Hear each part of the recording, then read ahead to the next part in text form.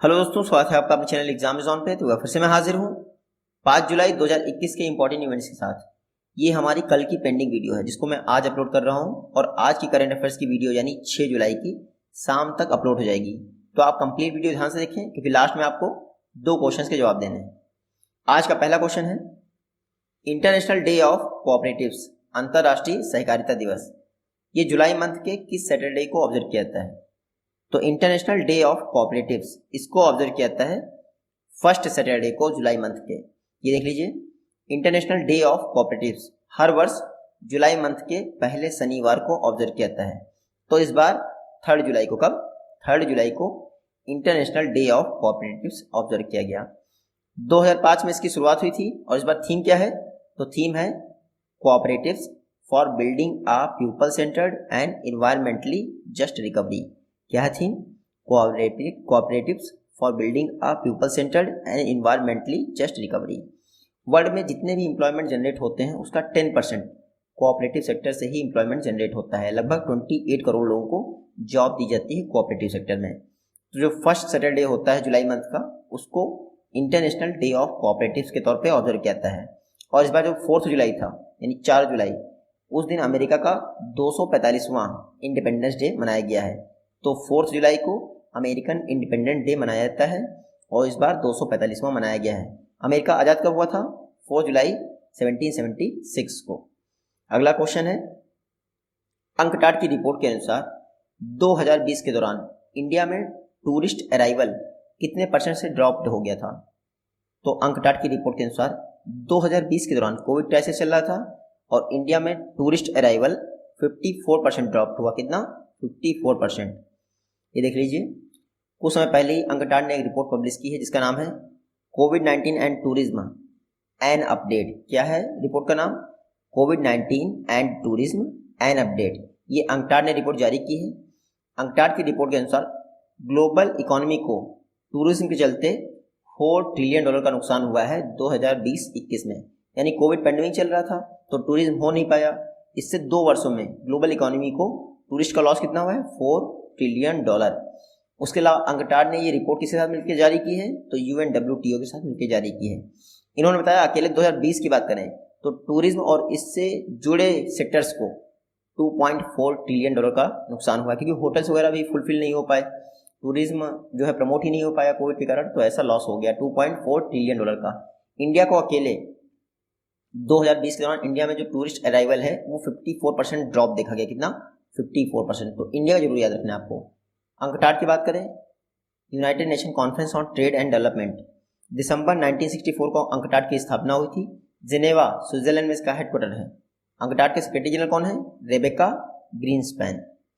Next question है, one महोत्सव 2021 हाल ही में प्रकाश जावड़ेकर जी द्वारा इसका इनॉग्रेशन किस शहर में किया गया है? तो वन महोत्सव 2021 इसका इनॉग्रेशन किया गया है नई दिल्ली में। कहाँ पर? नई दिल्ली में। ये देख लीजिए, इन्वायरमेंट मिनिस्टर प्रकाश जावड़ेकर जी द्वारा नई दिल्ली में वन महोत्सव 2021 का इनॉग्रेशन किया गया है। इस दौरान पारिजात के जो पेड़ थे छोटे छोटे उनका प्लांटेशन किया गया। इंडिया का टारगेट है 2030 तक 2 बिलियन टन का कार्बन सिंक जनरेट करना 2030 तक। तो बहुत बड़ा टारगेट है, इसके लिए प्लांटेशन बहुत जरूरी है। पारिजात आपको पता ही होगा, स्वर्ग में लगता था पेड़, वो पारिजात हमारे इंडिया में ही पाया जाता है, टेंशन मत लीजिए। वन महोत्सव जुलाई मंथ के फर्स्ट वीक में ऑब्जर्व किया जाता है। कभी एग्जाम में आपसे पूछ लें कि वन महोत्सव किस महीने के फर्स्ट वीक में ऑब्जर्व किया जाता है? जुलाई मंथ के फर्स्ट वीक में ऑब्जर्व किया जाता है। इसकी शुरुआत हुई थी 1947 में। किसने शुरुआत की थी वन महोत्सव की? MS रंधावा ने, जो कि इंडियन बॉटनिस्ट थे। तो याद रखिएगा, वन महोत्सव कब ऑब्जर्व करते हैं? जुलाई मंथ के फर्स्ट वीक में।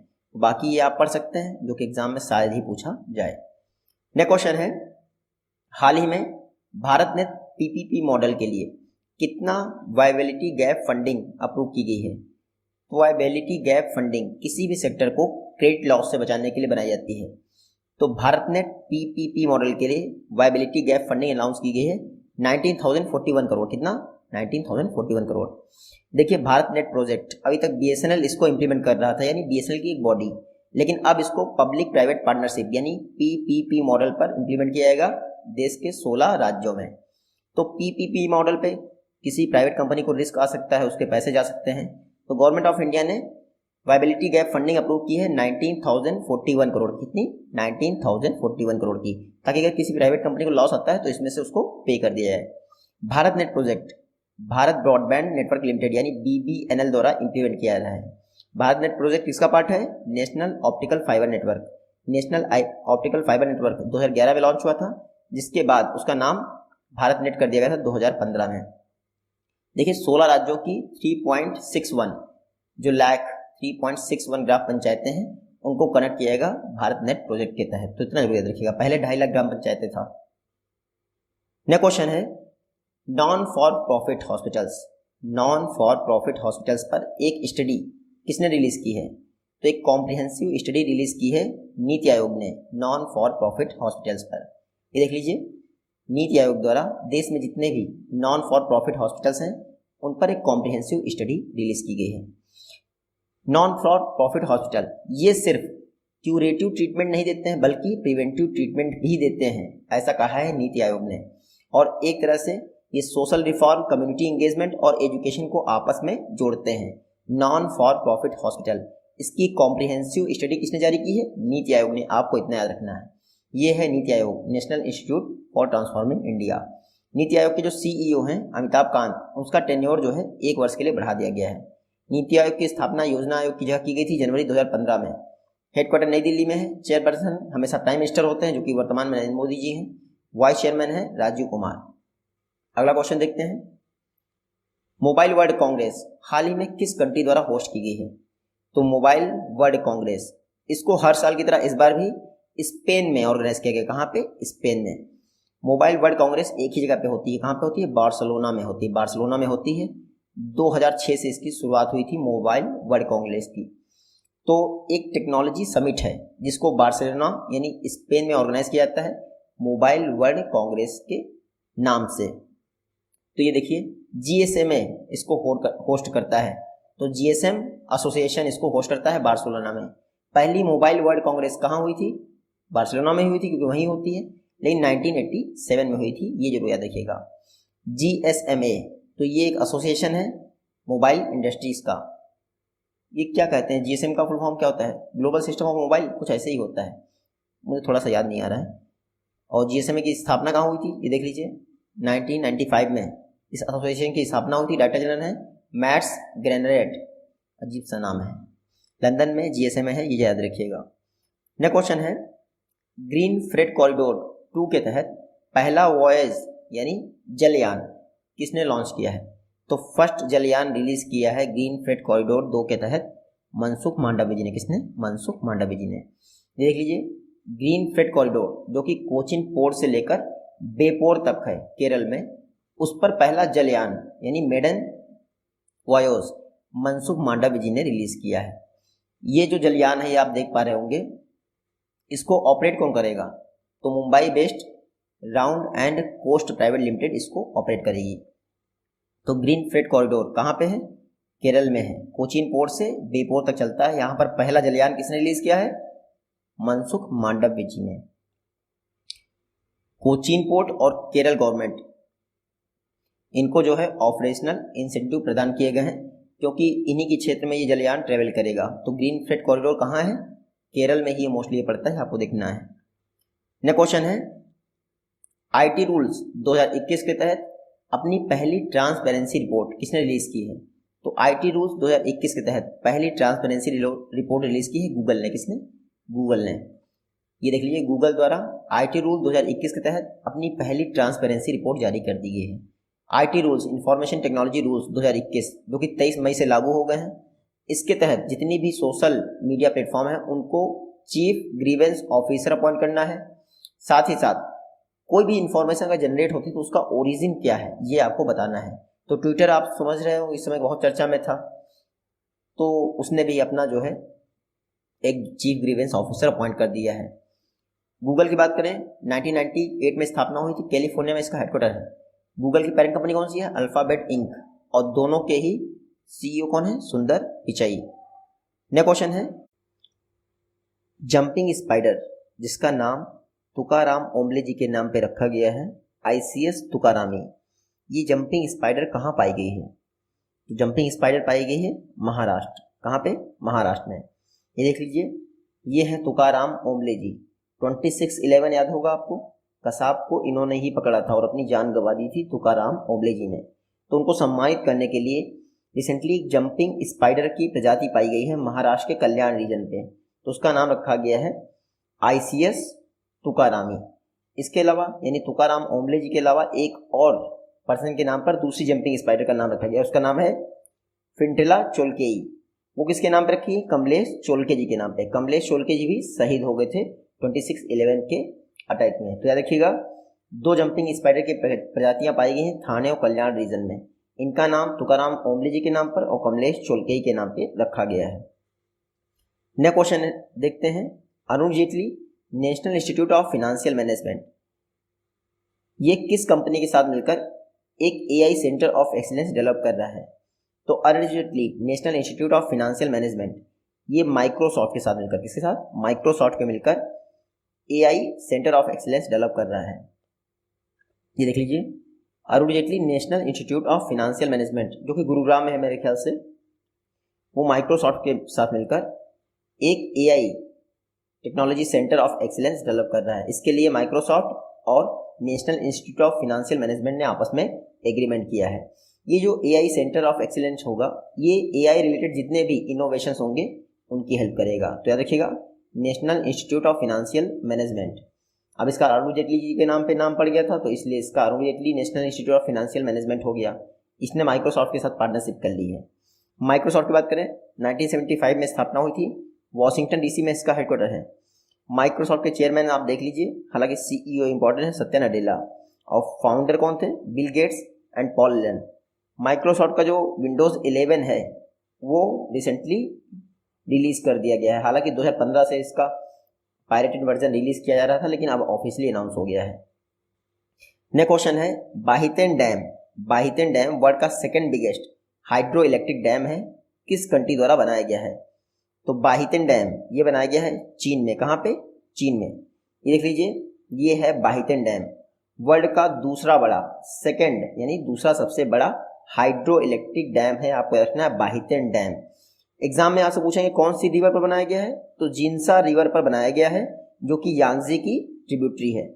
इसकी ऊंचाई कितनी है? 289 मीटर। 289 मीटर इसकी ऊंचाई है। ये second biggest hydro electric dam है। तो फर्स्ट कौन सा है? फर्स्ट है three George dam. Three George dam, इसको यांगसी रिवर पर 2003 में बनाया गया था। तो वर्ल्ड का पहला, दूसरा, दोनों सबसे बड़े जो डैम है वो चाइना में है, याद रखिएगा। चाइना की बात करें तो WHO द्वारा मलेरिया फ्री घोषित कर दिया गया है चाइना को। ये जरूर याद रखिएगा, एशिया की सेकंड कंट्री बन गई है चाइना। नेक्स्ट क्वेश्चन है, स्टारलिंक, ये सैटेलाइट नेटवर्क प्रोजेक्ट किस स्पेस एजेंसी द्वारा कंप्लीट किया गया है? तो स्टारलिंक किसका प्रोजेक्ट है? स्पेस एक्स का। ये देख लीजिए, एलॉन मस्क की कंपनी है स्पेस एक्स, उसका प्रोजेक्ट है स्टारलिंक। स्टारलिंक में 1500 सैटेलाइट्स लॉन्च किए थे। कितने? 1500 सैटेलाइट। स्टारलिंक का मेन पर्पस था इंटरनेट सर्विस प्रोवाइड करना। तो वर्ल्ड की लगभग 5% पॉपुलेशन को इंटरनेट सर्विस प्रोवाइड की जाएगी। स्टारलिंक जो इंटरनेट सर्विस प्रोवाइड करेगा उसका नाम होगा डाटा बैकहॉल। डाटा बैकहॉल, ये याद रखिएगा। ये जो स्पीड होगी स्टारलिंक के नेटवर्क की, बहुत बेहतरीन स्पीड होगी। ये देख लीजिए, किसने लॉन्च किया है? Space x. स्पेस एक्स की स्थापना हुई 2002 में, कैलिफोर्निया में हेडक्वार्टर है। CEO कौन है? Elon Musk. नेक्स्ट क्वेश्चन देखते हैं, हूपर की इंस्टाग्राम रिच लिस्ट 2021 को किसने टॉप किया है? तो इसको टॉप किया है क्रिस्टियानो रोनाल्डो ने। किसने? Cristiano Ronaldo. ये देख लीजिए, ये है क्रिस्टियानो रोनाल्डो। इन्होंने हूपर की इंस्टाग्राम रिच लिस्ट को टॉप किया है, आपको याद रखना है। अच्छा, इंडिया से किसने टॉप किया है? तो इंडिया से विराट कोहली ने टॉप किया है। हालांकि विराट कोहली इस लिस्ट में 23rd प्लेस पे है। कौन से? 23rd प्लेस पे, लेकिन इंडिया से टॉप किया है। ये इंस्टाग्राम रिच लिस्ट को किसने टॉप किया है? क्रिस्टियानो रोनाल्डो, पुर्तगाल के फुटबॉलर है, आपको याद रखना है। इंडिया से सेकंड पर्सन कौन है? तो प्रियंका चोपड़ा इंडिया से सेकंड पर्सन है, जो कि 27th प्लेस पे हैं। तो हूपर्स इंस्टाग्राम रिच लिस्ट किसने टॉप किया है? Cristiano Ronaldo. इंडिया से टॉप किया है विराट कोहली ने। इंस्टाग्राम की बात करें, 2010 में स्थापना हुई थी। केविन सिस्ट्रॉम और माइक क्रीगर इंस्टाग्राम डेवलप किया था इन्होंने। हालांकि बाद में फेसबुक ने इंस्टाग्राम को परचेज कर लिया था। सॉरी, फेसबुक इसकी पेरेंट कंपनी इंस्टाग्राम की। यह क्वेश्चन है, हाल ही में BDL की, भारत डायनामिक्स लिमिटेड की जो इन्वायरमेंटल टेस्टिंग फैसिलिटी है इसका फाउंडेशन स्टोन कहाँ पर ले डाउन किया गया है? तो इन्वायरमेंटल टेस्टिंग फैसिलिटी ये बन रही है विशाखापट्टनम के वाइजैक में। इंडिया में पहली बार भारत डायनामिक्स के द्वारा इन्वायरमेंटल टेस्टिंग फैसिलिटी बनाई जा रही है। जितनी भी हमारी टॉर्पीडोज होंगी, कोई डिफेंस सेक्टर की जैसे सबमरीन्स होती हैं, उनका इन्वायरमेंट इम्पैक्ट टेस्ट किया जाएगा। तो ये देख लीजिए वाइजैक में ये इन्वायरमेंटल टेस्टिंग फैसिलिटी है BDL की, भारत डायनामिक्स लिमिटेड की। इंडिया में पहली बार ऐसा को डेवलप किया जा रहा है। हाल ही में इसका फाउंडेशन स्टोन ले डाउन किया गया है वाइजैक में। अच्छा, किसने ले डाउन किया? तो वाइस एडमिरल विश्वजीत दास गुप्ता, ये जो ईस्टर्न नेवल कमांड है विशाखापट्टनम, उसके हेड हैं विश्वजीत दास गुप्ता, उन्हीं ने इसको ले डाउन किया है। भारत डायनामिक्स लिमिटेड की बात करें 1970 में स्थापना हुई थी, हेडक्वार्टर हैदराबाद में है। CMD कौन है? सिद्धार्थ मिश्रा। नया क्वेश्चन देखते हैं। हाल ही में इंडियन ओशन नेवल सिंपोजियम का कौन सा एडिशन फ्रांस द्वारा होस्ट किया गया है? तो इंडियन ओशन नेवल सिंपोजियम, इसका 7th एडिशन फ्रांस ने होस्ट किया। कौन सा? 7th। देख लीजिए, हाल ही में फ्रांस द्वारा इंडियन ओशन नेवल सिंपोजियम का 7th एडिशन होस्ट किया गया है। ये एक बाई एनुअल इवेंट है, यानी 2 वर्षों पर ऑर्गेनाइज होता है। रीयूनियन जो आइलैंड है फ्रांस का, वहाँ पर इसको होस्ट किया गया है। फ्रांस वर्तमान में जो इंडियन ओशन नेवल सिंपोजियम है उसकी चेयरमैनशिप किसके पास है? फ्रांस के पास है अगले 2 वर्षों के लिए।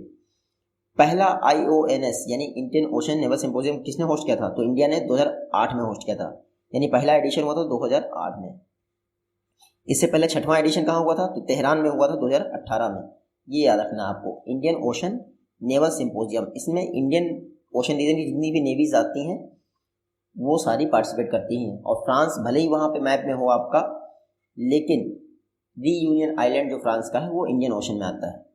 नेक्स्ट क्वेश्चन है, हाल ही में प्रेसिडेंट रामनाथ कोविंद जी द्वारा एम्बेडकर मेमोरियल एंड कल्चरल सेंटर की जो फाउंडेशन स्टोन है कहाँ पे रखा गया है?